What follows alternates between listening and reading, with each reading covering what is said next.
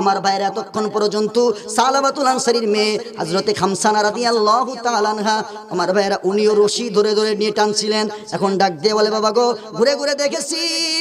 মদিনার সমস্ত সাহাবীরা তোমার উপরে নারাজ, বিশ্বনবী রাহমাতুল্লাহ লিল আলামিন তোমার উপরে নারাজ। বাবা গো,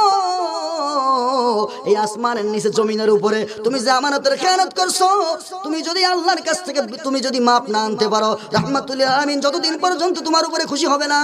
আমার সাহাবীরা যতদিন পর্যন্ত তোমার উপরে খুশি হবে না, আমি খামসানা রাদিয়াল্লাহু তাআলা আনহু বললাম তোমাকে বাবা বলে ততদিন পর্যন্ত পরিচয় দেব না। ইন দা মিন টাইমে সালাবাতুল আনসারী ডাক দিয়ে বলে, সাইদ রে, রশি ছেড়ে দে, এই চেহারা আর মদিনার লোককে দেখাবো না, এই চেহারা মক্কার মানুষকে দেখাবো না, রশি ছেড়ে দে, আমি আর এই মুখ নিয়ে বাড়িতে যাব না। যেই জমিনে রবি আমাকে আশ্রয় দেয় না, যেই জমিনে আবু বকর আমাকে আশ্রয় দেয় না, যেই জমিনে হযরত ওমর, হযরত আলী, বিশ্বনবী রাহমাতুল্লিল আলামিন আমাকে তাড়ায় দেয়, ওই মদিনার জমিনে থাকার মতো ইচ্ছা আমার নাই।